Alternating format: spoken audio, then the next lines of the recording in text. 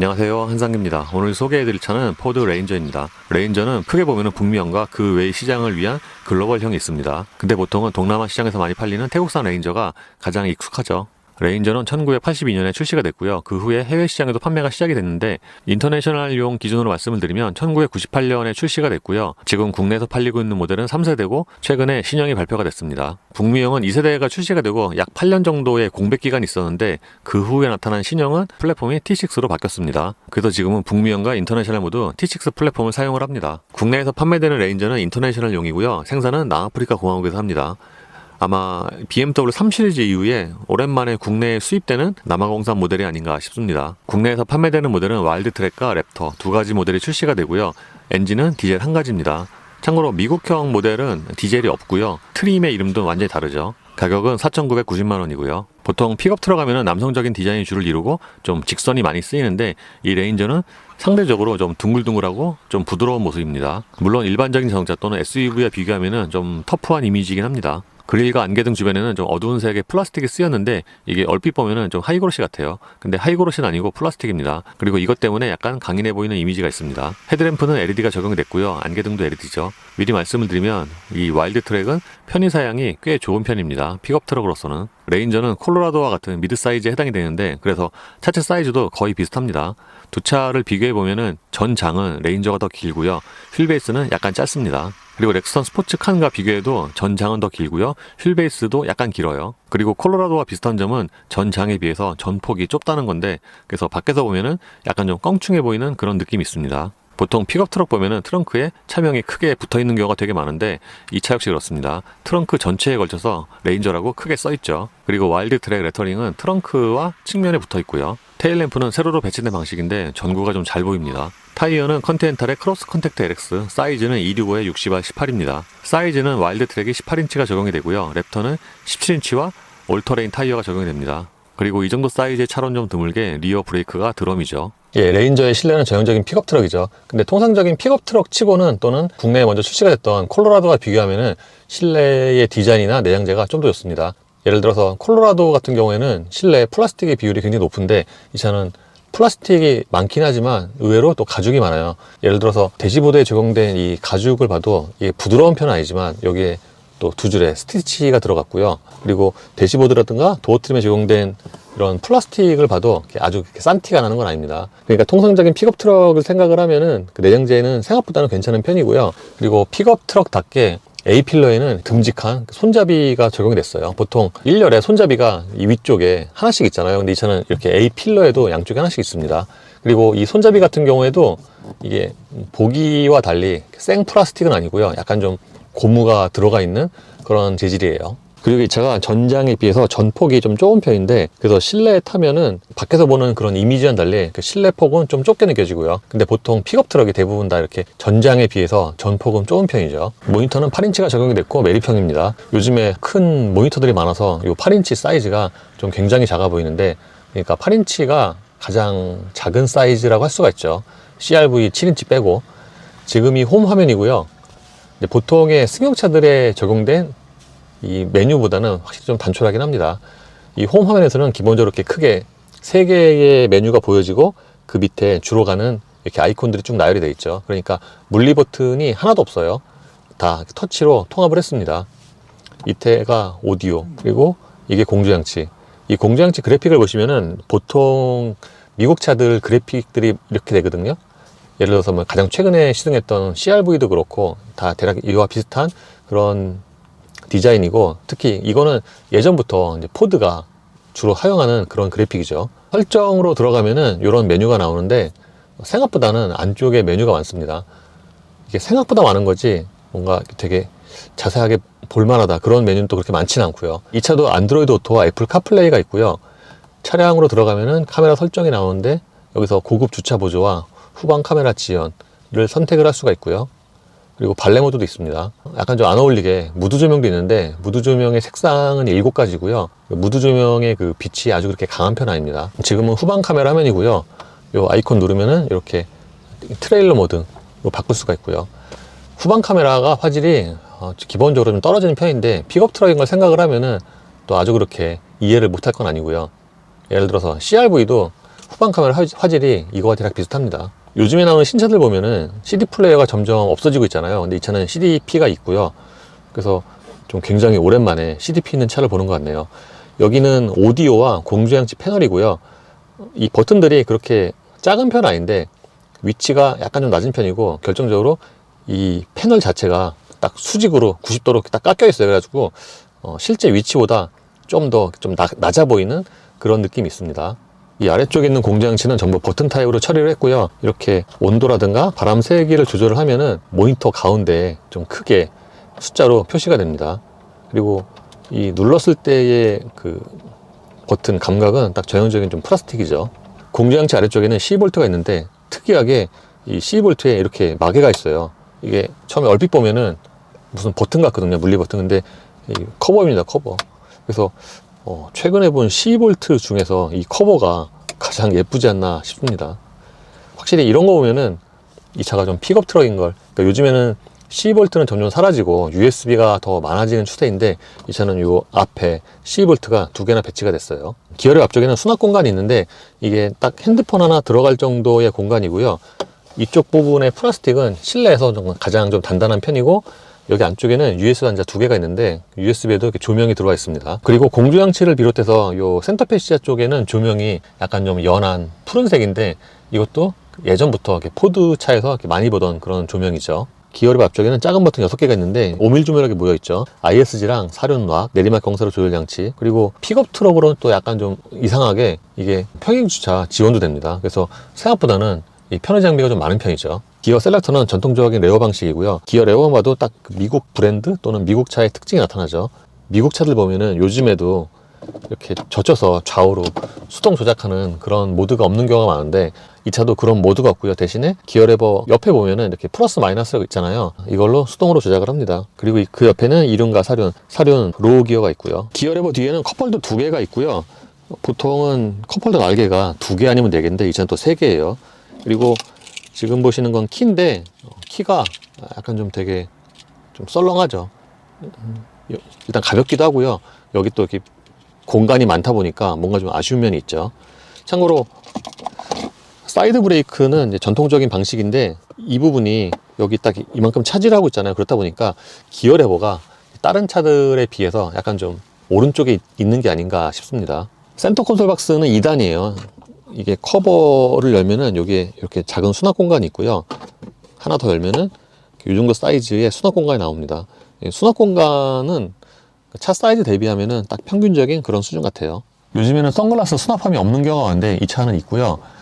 참고로 이쪽에 있는 이 플라스틱도 그 아래쪽에 그 플라스틱만큼 좀 재질이 좀 떨어지는 편입니다. 보통 선바이저의 조명은 약간 좀 연한 오렌지빛이 많잖아요. 근데 이 차는 약간 좀 빨간색인 게 좀 특이합니다. 실내에서 소재가 가장 좋은 부분이 운전대에 제공된 이 가죽이 아닌가 싶습니다. 운전대 가죽이 이게 약간 좀 두껍게 들어가기도 했지만 앉아오면 조금 푹신해요. 그래서 손에 잡히는 감각이 좋고, 이거는 승용차들과 비교해도 이렇게 손색이 없는 그런 소재 같고요. 운전대 디자인은 전형적인 포드 스타일이죠. 이런 디자인이 예전부터 포드 차에서 이렇게 많이 보던 그런 디자인인데, 비교하다 보니까 스포크 전체가 약간 좀 투박한 그런 느낌은 있습니다. 스포크에는 여러 가지 버튼들이 많이 모여 있는데 좀 크기가 대체로 좀 작은 편입니다. 그리고 내비게이션은 시동을 켜면은 기본으로 부팅은 안 되고요. 스포크에 있는 버튼 이거를 길게 누르면은 이렇게 아틀란 맵이 실행이 됩니다. 계기판도 전형적인 포드의 디자인인데, 이거는 예전부터 포드의 승용차에서도 봤던 것 같아요. 예를 들어서 10년 전에 포커스에도 이와 거의 비슷한 디자인이 쓰였죠.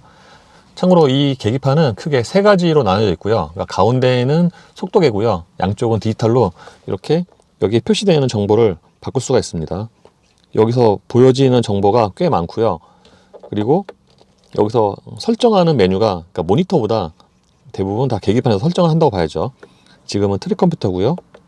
그리고 여기서 연비를 확인할 수가 있고, 운전자 보조에서는 애드블루와 트레일러 스웨이, 크루즈 컨트롤 등을 그러니까 어댑티브와 노멀 2가지를 선택을 할 수가 있죠.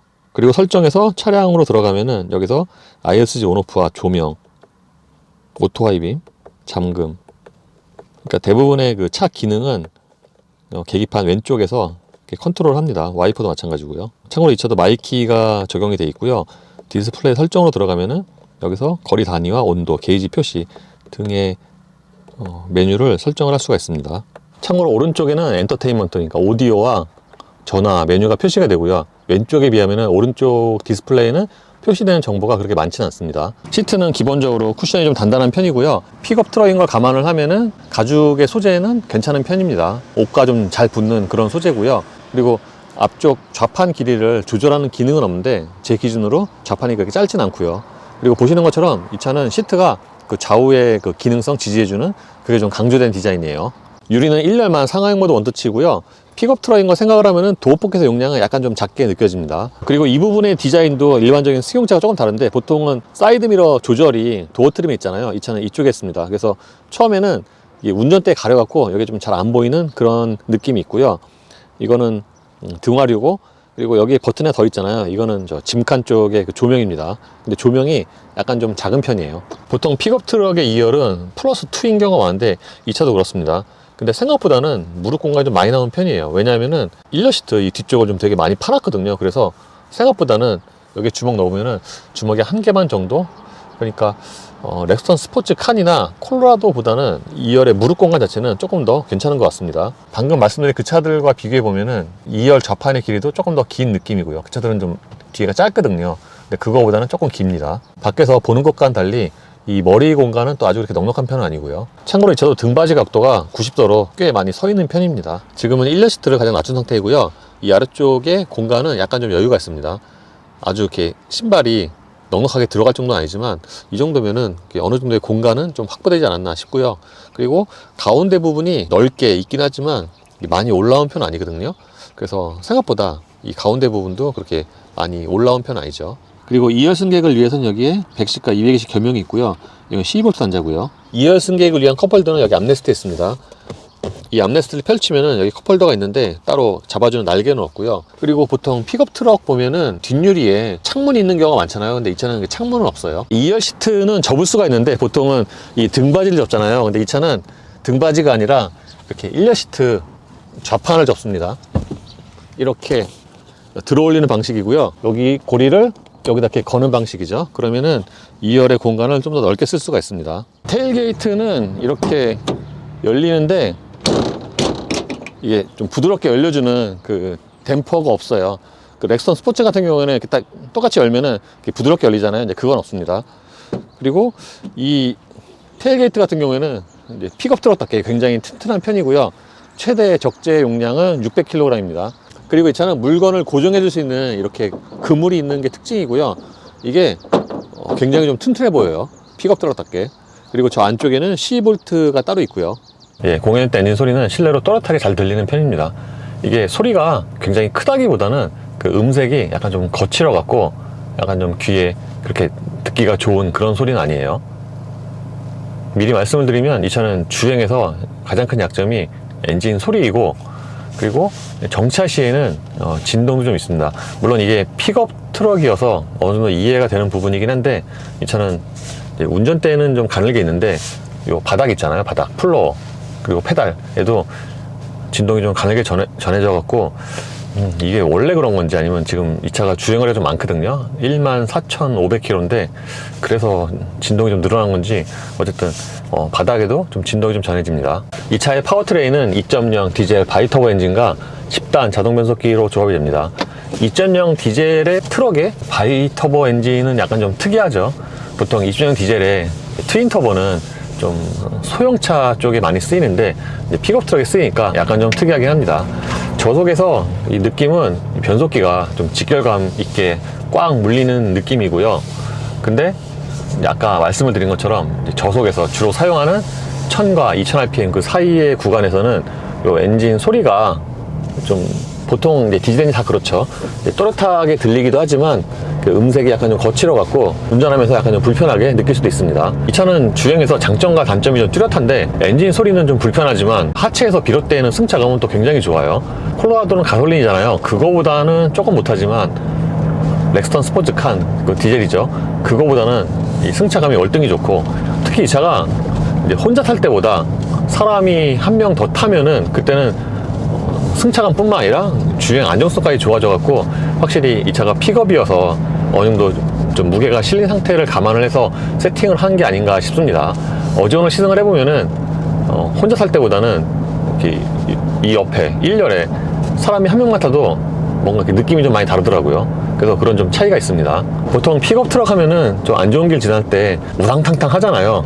그게 없는 건 아니지만 통상적인 그런 픽업 트럭 그걸 감안을 하면은 그런 좀 우당탕탕함이 굉장히 좀 적은 편이고요.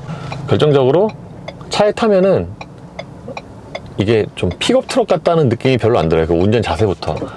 왜냐면은 보통 픽업 트럭 같은 경우에는 이 운전대 각도가 계기판 쪽으로 이렇게 좀 많이 누워 있는데 이 차는 승용차와 그렇게 큰 차이가 없고요. 그래서 이런 운전 감각 자체는 SUV와 뭐 거의 비슷하지 않나. 그리고 보통 미국 브랜드의 차 또는 미국에서 주로 판매되는 차들은 이쪽 사이드미러 사각지대가 되게 크잖아요. 이 차는 사이드미러가 좌우로 좀 길어서 그런지 그런 사각지대가 그렇게 또 크지가 않습니다. 그래서 일반적인 차들 운전하는 것과 거의 차이가 없어요. 변속기는 10단인데 보통 미국 차들 또는 미국 브랜드 차를 타면은 제가 거의 공통적으로 변속기가 저속에서 좀 튄다 라고 말씀을 드리잖아요. 이 차도 그렇습니다. 그러니까 참 공교롭게도 지프 뭐 최근에 썼던 그랜드 체로키 L이나 콜로라도나 이 차나 뭐 트래버스나 저속에서의 그 변속기 느낌이 매우 흡사해요. 저속에서 좀 이렇게 간헐적으로 툭툭 튀고요. 그 변속 충격이 그렇게 큰 건 아닌데 보통 요즘에 토크 컨버터 자동 변속기에서는 그렇게 잘 안 튀니까. 그리고 픽업 트럭인 걸 감안을 하면은 전체적인 방음은 괜찮은 편입니다. 이 방음도 약간 좀 이렇게 편차가 있는 게 어제처럼 비 올 때 운전을 해보니까 앞유리가 좀 얇은 것 같더라고요. 왜냐면 앞쪽에서 부딪히는 빗방울 소리가 좀 되게 크게 들려요. 실제로 이렇게 만져봐도 좀 이렇게 얇게 느껴지고. 근데 옆에서 들어오는 바람 소리 또는 소음은 또 잘 안 들리거든요. 그래서 뭔가 이상해갖고 열어보니까 또 1열 유리는 또 이중접합이에요. 그래서 이쪽에서 들어오는 소리는 잘 안 들립니다. 약간 특이한 게 보통 픽업 트럭은 1열에 이중접합을 잘 안 쓸 건데 이 차는 썼어요. 그리고 타이어 소리도 그렇게 큰 편 아닌데 이렇게 지금처럼 90으로 정속 주행을 하면은 이때 엔진 소리가 타이어 소리보다 더 크게 들립니다. 보통 90으로 정속 주행 하잖아요. 그러면 대부분의 차들은 엔진 소리보다는 타이어 소리가 조금 더 큰데 이 차는 엔진 소리가 조금 더 크게 들려요. 올로드에서 주로 사용하는 드라이브 모드는 2H와 4H가 있는데 그냥 일상적으로는 그냥 2H로 달려도 그냥 무방합니다. 이렇게 지금처럼 마른 놈에서 번갈아 달려오면은 그 좀 차이가 있다, 결정적으로 있는 부분이 유턴할 때. 확실히 유턴할 때는 사륜이 조금 더 둔하다고 해야 되나? 그렇고요. 물론 가속할 때도 조금 차이가 있긴 한데 2H와 4H가 아주 결정적으로 가속할 때는 그렇게 차이가 있는 건 아니에요.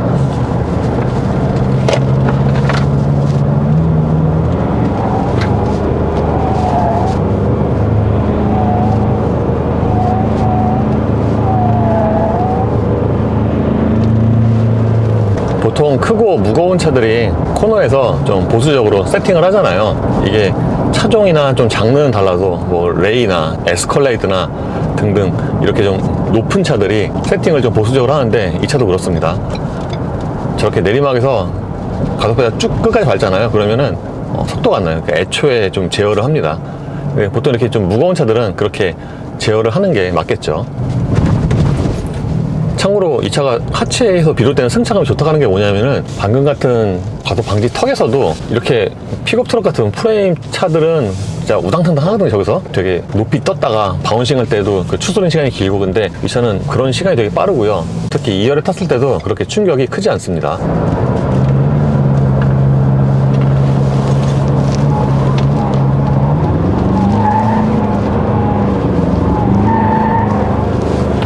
보통 SUV들은 오르막과 내리막에서 그 거동 차이가 좀 큰 경우가 많은데 이 차는 내리막과 오르막에서 그 거동 차이가 되게 뚜렷합니다. 일단 속도도 되게 높게 나오고요. 이 오르막에서는 그 제어도 뭔가 좀 덜 들어가네요. 특히 어제처럼 약간 좀 그 젖은路面에서는 2류로 달리니까 좀 이렇게 오버스티어가 나기도 하고요. 이 차는 배기량이 1리터밖에 안 되지만 바이터보여서 최고 출력이 213마력이고요. 최대 토크도 51로 꽤 높습니다. 그래서 좋은 가속력을 기대를 할 수가 있는데 실제로 가속력이 빨라요. 특히 이 차 같은 경우에는 국내에서 지금 디젤 픽업으로 정확히 좀 맞비교할 만한 상대가 렉스턴 스포츠 칸밖에 없잖아요. 그 차와 비교하면은 가속력이 좀 두드러지게 좀 차이가 많이 납니다. 제 동영상 기준으로 보면은 정지에서 160km까지 가속 시간이 약 한 25초 이 정도가 되는데 똑같은 상황으로 렉스턴 스포츠칸과 비교하면은 거의 한 10초 정도 차이가 나거든요.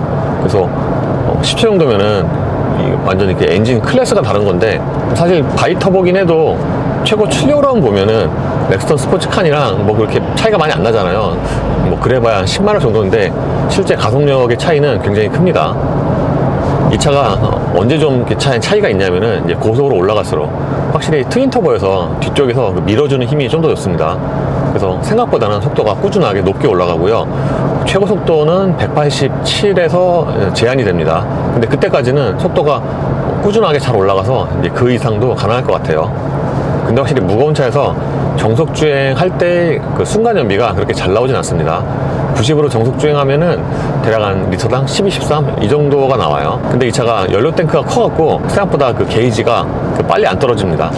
연료 탱크가 80리터인데 어제 오늘 주행을 했는데도 연료 게이지가 아직도 반이나 남았어요.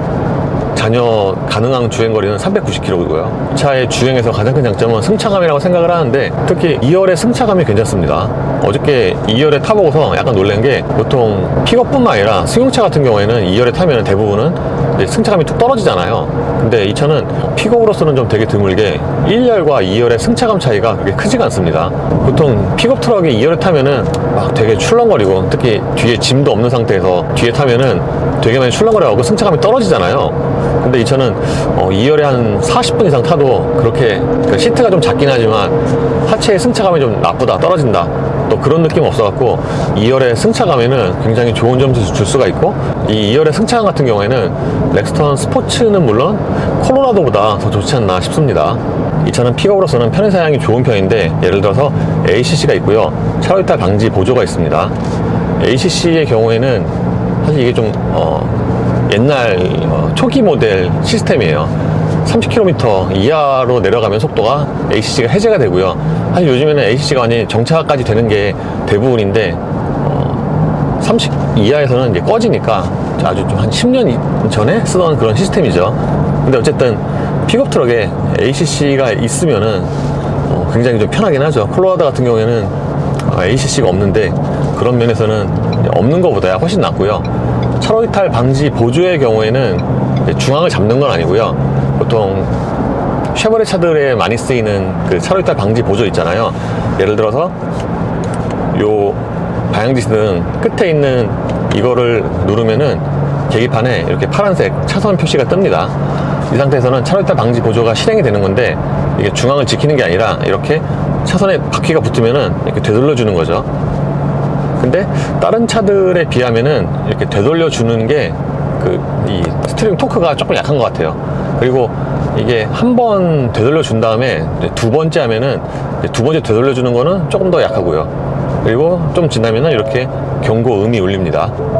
아까 말씀을 드린 것처럼 이 차는 주행 안전성이 꽤 좋은데, 특히 사람이 한 명 탄 상태에서는 생각보다는 이 고속 안정성, 예를 들어서 이렇게 고속으로 직진할 때 뿐만 아니라 차선 변경을 하거나 좀 구분기를 지나갈 때도 생각보다 굉장히 안정적이어갖고, 이런 주행 안정성에는 꽤 좋은 점수를 줄 수가 있습니다.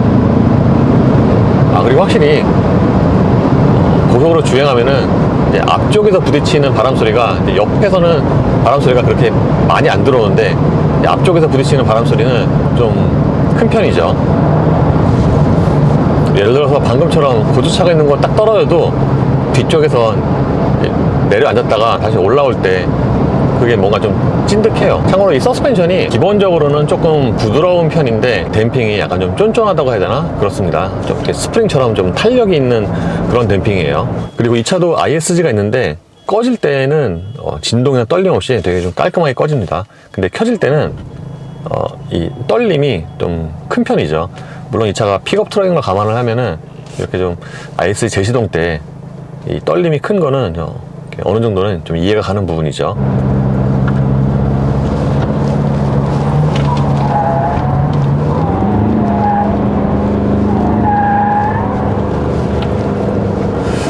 지금도 이륜 상태로 돌았는데, 오르막에서 그 언더스티어가 생각보다는 그렇게 많이 안 나고요. 보통 이 차가 이제 뒷바퀴 굴림이라고 해도 언더스티어가 나는 경우가 더 많거든요. 근데 이 차는 밖으로 밀려나는 현상이 거의 없습니다. 예, 이번에 포드 레인저를 처음으로 시승을 해봤습니다. 이번에 포드 레인저 시승해보니까 아까 잠시 말씀드린 것처럼 이 차는 주행에서 또는 전체 상품성에서 장점과 단점이 좀 뚜렷한 것 같아요. 이 차는 전체적인 사양이 픽업으로서는 꽤 좋은데 또 의외로 약간 좀 부족한 부분도 있고, 예를 들어서 뒤에가 드럼이죠, 브레이크가. 그러니까 요즘에 나온 차 또는 어느 정도 가격 있는 차로는 좀 굉장히 드물게 뒤에가 드럼 브레이크가 적용이 됐고요. 그리고 앞유리는 좀 얇은데 옆에는 또 이중접합이고, 그리고 엔진이나 변속기의 성능은 꽤 좋은데 변속기는 저속에서 약간 좀 튀고 엔진은 저회전에서 소리가 약간 좀 불편할 수 있어갖고 그런 점에서는 좀 뚜렷하게 호불호가 갈릴 수가 있겠습니다. 이 엔진 소리 같은 경우에는 이제 주로 사용하는 그런 영역에서 엔진 소리가, 그러니까 지금처럼 이렇게 정속 주행하면은 그런 소리가 잘 안 들리는데 저속에서 출발할 때, 그럴 때 외부 소음이 적으니까 이런 소리가 잘 들리잖아요. 그때 좀 불편할 수 있습니다. 근데 전체적인 주행 성능이나 승차감에는 꽤 좋은 점수를 줄 수가 있어요. 특히 이런 픽업 트럭은 짐을 많이 싣기도 하지만 평상시에 자가용으로도 좀 많이 활용을 하잖아요. 근데 이 차는 픽업으로서는 꽤 좋은 그런 승차감을 갖고 있어갖고 2열까지 그런 면에서는 자가용까지 같이 쓰는 그런 자영업자에게는 좋은 대안 또는 어필할 수 있는 그런 부분입니다. 그리고 픽업 트럭인 걸 감안을 하면은 전체적인 방음도 괜찮은 편이고요. 물론 이 차가 그 3세대의 좀 끝물이어서, 그러니까 예를 들어서 외국에는 신형이 이미 발표가 됐죠. 그래서 끝물이긴 한데 보통 픽업 트럭은 유행을 좀 덜 타잖아요. 그리고 신형 모델도 발표는 됐지만 실제로 국내에서 만약에 들어온다고 해도 시간이 꽤 걸리기 때문에 그런 부분에서는 또 어느 정도 이해가 되는 부분이고요. 어쨌든 이런 미드 사이즈 픽업은 판매가 아주 많이 되는 모델은 아니지만 고정적으로 좀 수요가 있잖아요. 이제 기존 같은 경우에는 픽업을 고르려면은 콜로라도, 근데 그건 가솔린만 있었죠. 그리고 렉스턴 스포츠 칸이 있는데 그것도 디젤만 있어갖고, 예를 들어서 그 렉스턴 스포츠 칸 그 디젤의 성능에 약간 좀 부족함이 있다고 느끼시는 분들은 레인저가 대안이 될 수가 있죠. 예, 이로써 포드 레인저 와일드 트랙의 시승을 마치겠습니다. 감사합니다.